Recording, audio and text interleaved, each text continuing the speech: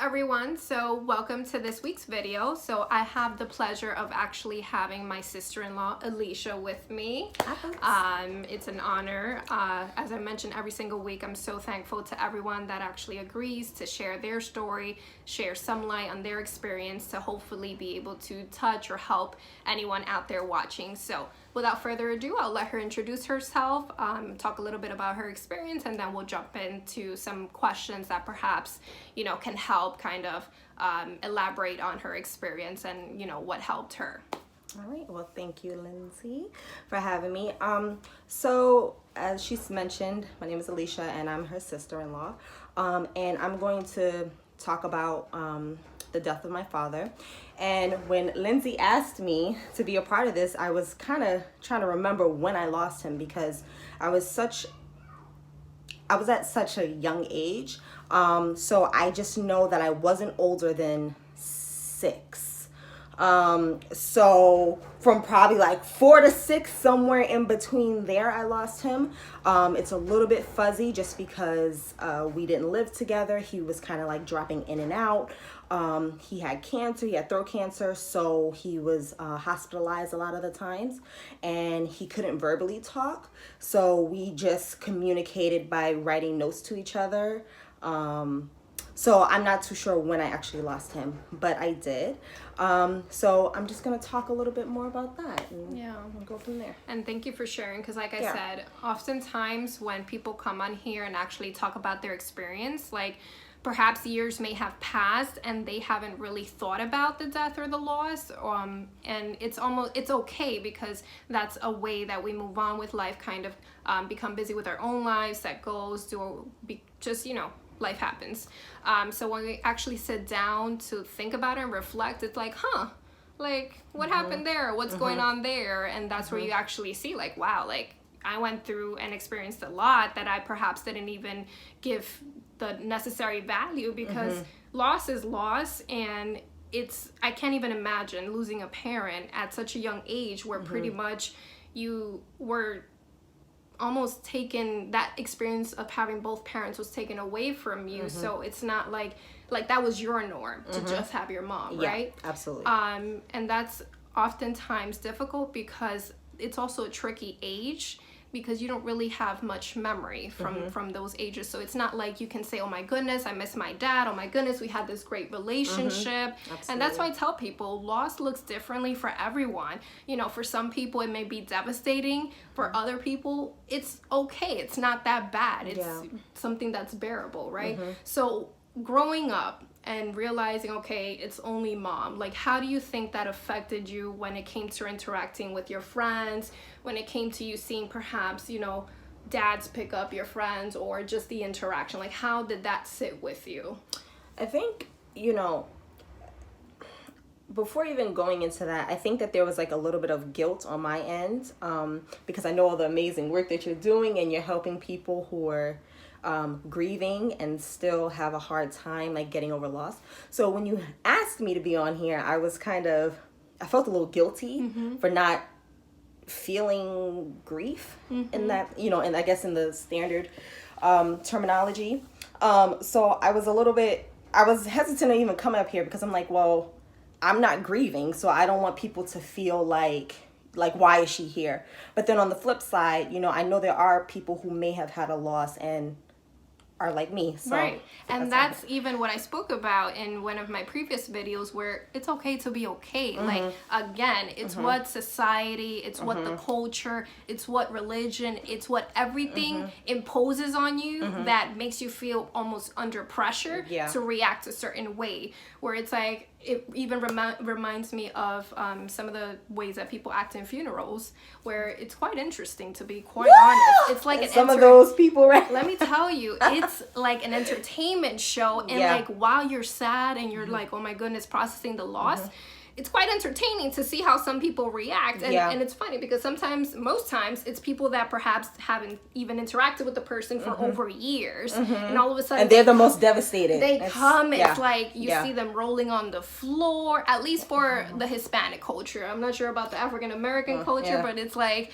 you know, rolling on the floor. You see their face and it's all dry and it's screaming. And it's like, wow, this is a pretty interesting. Yeah. But it's sad because that's almost like what we feel like we have to do in order to show that, oh my goodness, I have to suffer with you. Like, this is something that we should all be crying about, where it's like, no, as I always mention, stay true to yourself and what your body and mind tells you to react. So if you want to cry, cry. If you want to laugh, laugh. If you want to do nothing and feel nothing, feel nothing. Like, at the end of the day, you don't have to feel or think that you have to express your emotion or lack of emotion in any particular way that perhaps is not natural for you. Because I even shared this also some videos ago where people questioned me and the fact that I didn't cry at my mother's funeral. They were like, oh my goodness, you're so strong. Like, I wish I was so strong as you. Where it's like, just because I'm not crying right now doesn't mean that perhaps that same night when I went home, I wasn't like literally melting down. No, true. And, you know, to be honest, I would say that the loss of your mom was more impactful than the loss of my father for many reasons. Right. For many reasons. But to get back to the original question, so because my father was kind of like in and out, and again, not like a deadbeat dad, but he didn't live with me and my mom. He was kind of, in my eyes, seen more of like as a visitor. So I didn't really feel any sort of like pressure or anything like, oh my gosh, it's just me and my mom now, because I've always felt like it was just me and my mom, and this is my dad who came to visit, you know what I mean? And I went to his house a couple of times, and at least that's all I can remember. So it didn't put any specific pressure on me, but now that I'm looking at it, with the loss of him, I think I was able to gain such a stronger relationship with my mom because unconsciously it was just us, right? Even though I didn't like consciously say, oh my God, my dad is gone. I knew like this is really the only person that I had. So, and you know, we grew up poor. So I didn't see a lot of fathers around anyway. So it's not like, you know, we were in an affluent neighborhood and, you know, we had Bob and Mary and everybody's coming together. It wasn't like that. You know, we're in the hood, in a predominantly Black neighborhood where, you know, unfortunately, fathers aren't really in the household most of the time. Not saying everyone, but usually it's quite the norm for it to be a single parent, usually a single mom household. So I kind of fit right in. So I really didn't feel anything.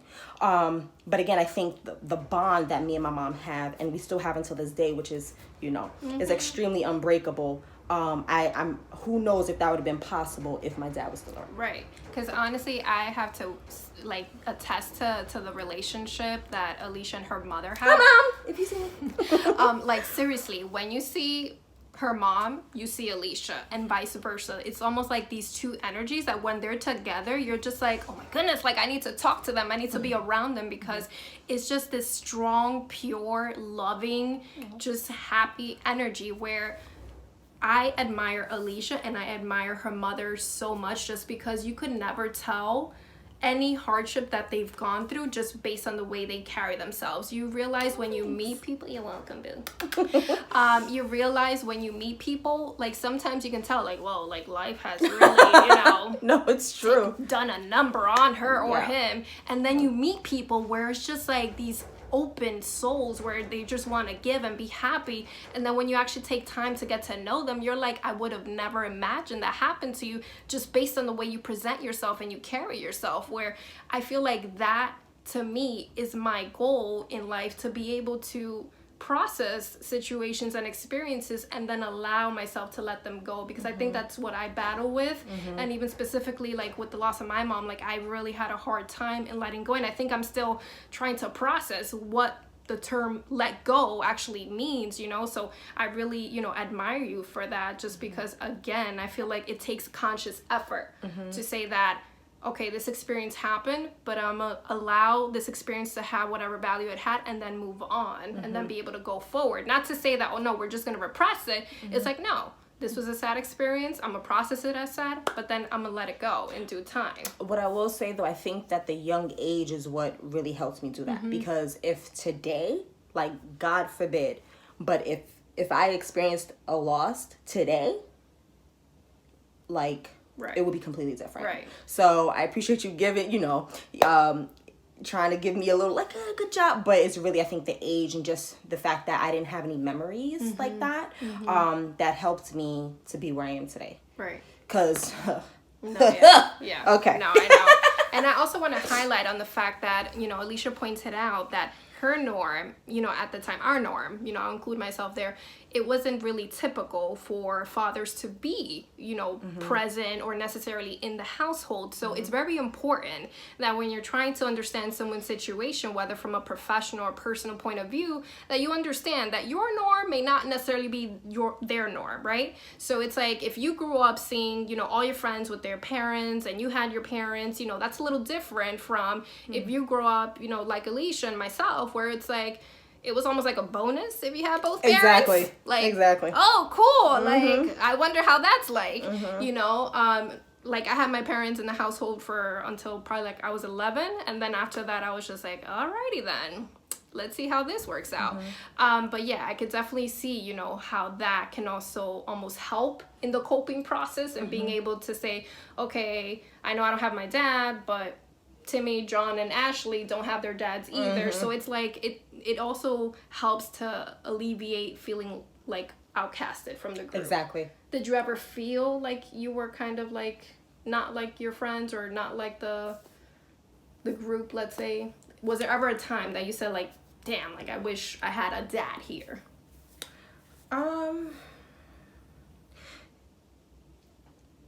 Not for me personally, but there were times, like my mom and I have been through a lot of stuff, and there was times that I wish I had a dad for her, so that she didn't always have to be like the strong one, or that, she could have help, whether it was financial, emotional, just to have that kind of partner there with her. So there wasn't like a specific instance where I said like, dang, I really wish I had my dad. Maybe when I was bullied, right? Have dad roll up and like whatever.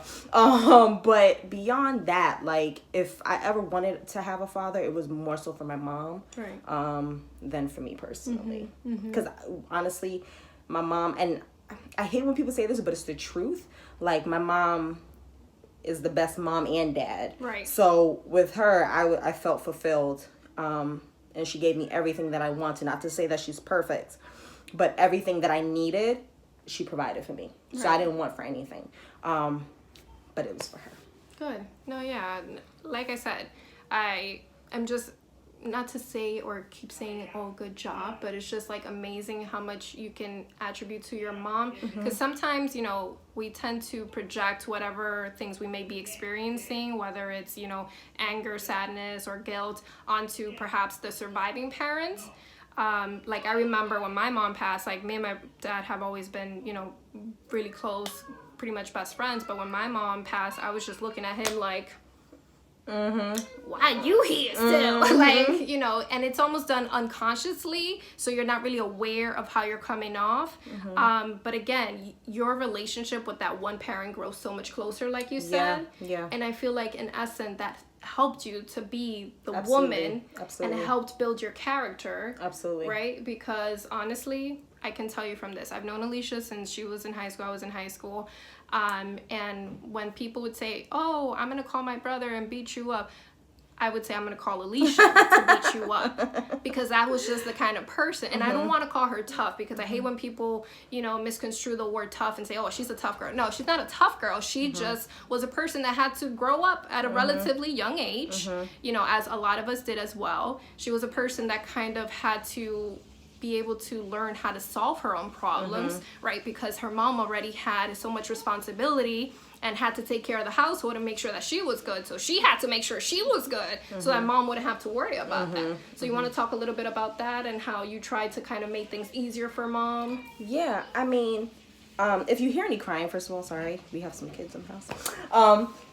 But I think, my mom was always really great with always checking in with me, regardless if it's, if she, had to maintain the household and make sure she brings in money or whatever. Like, she was always great with me, with checking in with me, making sure I was fine. But she also, I guess, instilled this attitude in me, which is like, you have to kind of fend for yourself out here. You know what I mean? Like, besides having her, like, you have to be a go-getter. Don't let people take advantage of you. You know what I mean? Stick up for yourself. And that's something that I've always carried with me since probably the second grade up until today. So, and knowing like her history with my father, without him, just kind of fuels everything that she instilled in me and makes it that much stronger. Like, being a tough girl, right? That's something that people have said all my life, essentially. Like, oh, you're a tough girl. You're a tough cookie. People used to call me like a mini pit bull. You know what I mean? Yeah, like that's a chihuahua. But but a pit bull. And I kind of just feel like just knowing all the baggage, or maybe baggage is wrong, but I won't say baggage, that my mom brought to the table with the death of my father and without him, kind of just made me more like on 10. Right.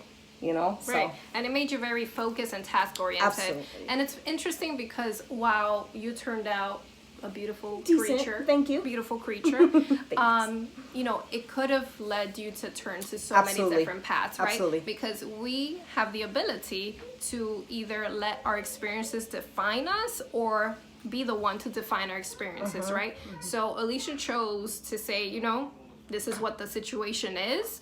At this point, I have to do the best that I can for myself, for my mom, because in essence, we're an extension of our parents.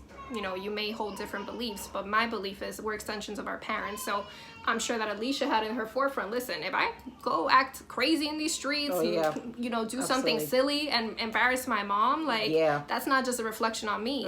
That's a reflection on her mom. Exactly. Right? Very true. And all the sacrifices that she made just to get me where I am, I worked since I was 12 years old, would I have done that if I had a dad? Probably not. You know what I mean? But that was my way of contributing. Even if I couldn't, even if I couldn't have a full-time job, at least bring in some money. Anytime I went to school, I paid for everything out of pocket. Right. Of course, my mom gave me money here and there, but the fact that I wanted to be a contributing member to the household to kind of alleviate some of the stress that my mom would have to, take on was my way of sort of, growing up and trying to be more responsible, more helpful, and Yeah, so honestly, the point of this video was just to discuss, how tragic situations, how death, how loss is not always necessarily something, it's something that can break you down and perhaps at times will break you down, but it can also build you up. You understand? Because it's through these uncomfortable situations, these difficult situations, that you do the most growth. No one grows in very comfortable, complacent situations, right? So like Alicia said, perhaps if dad was around, would I had to work? Perhaps if dad was around, would I have had to be so quick on my feet and figure things out on my own? Perhaps not, perhaps yes. We'll never know. But at the end of the day, again, she used her mother as a model to say, listen, this is what I need to try to be. If I'm half of the woman she is, I've done a damn good job. Absolutely. Right? So again, death doesn't always have to impact you in a way where it's gonna put you in bed and you're gonna be so depressed and you're gonna feel like, oh my goodness, life is over. No. Everything's a contributing factor. So like Alicia mentioned, the fact that she lost her dad at such a young age, there was no true attachment or relationship. The fact that he wasn't in the household precise in that moment, it was more of a visiting basis. The norm at the time, where it's like it wasn't necessarily the norm to have both parents in the household, all that contributes to pretty much the way you process grief. And while she had to do that early age, being able to have that support system, which was her mother, helped her get to this point, where she can look back and be like, wow, like I survived all that. Like, I was able to accomplish and overcome all that. And it also shifts your perspective in life, where it's like you can't take things for granted. Absolutely. Right? Because you work hard. And there's times that I even say, like, damn, can life just cut me a break? Do I have to work hard for everything? Can I just get a handout, one handout? But would you truly appreciate it? Right? Because even as a mother, do you appreciate being a mother now differently? Absolutely. Yeah. Than perhaps if, you know, you had both parents. Yeah, I think so. And I think, I mean, I it's not like I was a mother before, right? Not a mother at 5 or 6, but I think that it causes me to be, actually, I think it has some positive and negative effects, actually. Yeah, go ahead. I think positive effects, you know, of course, I love my children to death, and it pushes me to always be, try to be present with them, because you never know, right? Life is like, it can be over in a second. So I have appreciation for life. I have appreciation for my children, my family. But the negative side is that I think because my mom is that number one person in my life, it forces me to always have to be that number one person for everybody, including my children. So like, even like when your brother might try to help out, it's like, no, I got it. You know what I mean? Because I'm used to my mom being the number one. And I guess unconscious, it's like instilled in me that like, I need to be number one. And everybody's, because that's just how it is. Number one. No, it's true. And it's, you know, it can cause conflict. And sometimes you don't really know where it's coming from. It's just like an urge, like... Exactly. Like, I need to figure it out. I figured it out for so long, and I was always the one with the solution, so I need to continue. Exactly. So, And it's interesting that she mentions that, because recently I was watching a podcast. It was with Jay Shetty and Jada Pinkett Smith, where she watched it. Yeah, she was actually discussing how she had to learn later in life how to put the warrior inside her down, and that hit like a bucket of ice cold water, because I feel like I related so much to that, where it's like, that warrior helped you survive. That warrior helped you get through life to this point. But it's like, now you're not necessarily in that survival mode. Exactly. Yeah. So it's like, thank the warrior, as Jada said herself, and let her go. Say, right now, that's it. Like, I don't need you right now. Yeah, exactly. It's always great to hold on to that, but...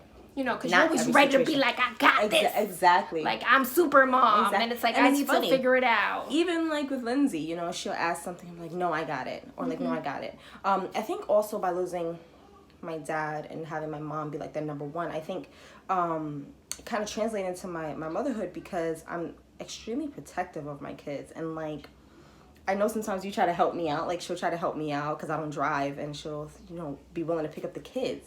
And in my head, I can think of the worst case scenario. I'm like, and sometimes I have to just let her, like, don't take it personal. But if I'm not in the car, I can't let them go with you. That's just, it makes me uncomfortable. Because God forbid, what if something happens and I'm over here? You know what I mean? Again, not that super mom. Not like, I mean... if I was in the car and something happened, then it would be more people, but still. Or like, you know, sometimes my oldest, you know, she has play dates, and it's like, well, if I'm not around, then she can't do it, you know? So sometimes it causes maybe some unnecessary anxiety in me to not accept that help. So. But I think it's, the first step is to have awareness over it. Yeah. And it's an ongoing process. At the end of the day, you know, it's just about finding a balance. It's not to say that, oh, now you're gonna drop your kids off and just say, oh, take the wind, whatever. Yeah. But at the same token, it's finding what balance works for you, and perhaps, you know, how to tell that anxious person, listen, it's okay. When she's 16, then I'll... Okay. Never mind. That's how that works. There you go. There's balance, people. All right. Well, I won't keep you guys much longer. Thank you so much for tuning in. Thank you, Alicia, for coming on with me. It's always a pleasure. Mama loves you. Love you too. So if you guys have any questions, have any feedback, please feel free to drop a comment down below, or email me at fernandez.lindsay@gmail.com. And I'd be happy to answer any questions. So I look forward to seeing you guys next week. Bye. Bye.